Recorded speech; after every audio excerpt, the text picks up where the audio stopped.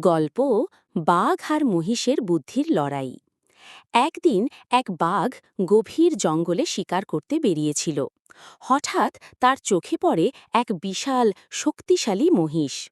বাঘ ভাবল, এই মহিষটা যদি আমি ধরতে পারি তবে এক সপ্তাহের খাবার হয়ে যাবে। সে ধীরে ধীরে মহিষের দিকে এগোতে লাগল। কিন্তু মহিষ ছিল খুব বুদ্ধিমান। সে বাঘকে দূর থেকেই দেখে ফেলল এবং ভাবল, এখন যদি আমি পালাই তাহলে বাঘ ধাওয়া করবে, কিন্তু যদি বুদ্ধি করে কিছু করি তাহলে হয়তো বাঁচা যাবে। মহিষ তখন ঠান্ডা মাথায় বলল, বাঘ ভাই, তোমার মতো একজন রাজা আমার দিকে কেন তাকিয়েছেন? আমি তো সাধারণ গরুর জাত, কিন্তু আমার পেছনে আরও ৩টে মহিষ আছে যারা আরও বড় আর মজাদার। আমি তোমাকে তাদের নিয়ে যেতে সাহায্য করব যদি তুমি আমাকে ছেড়ে দাও। বাঘ একটু ভাবল, সে তো এক মহিষ ধরতেই কষ্ট পাবে, আর যদি ৪টে পায় তাহলে তো সোনায় সোহাগা। সে রাজি হল।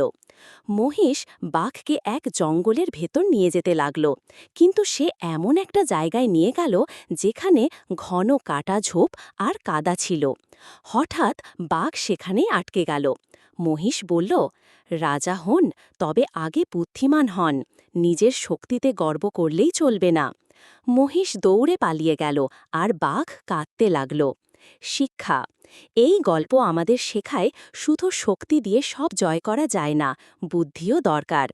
আর কখনো কাউকে ছোট ভাবলে বিপদে পড়তে হতে পারে।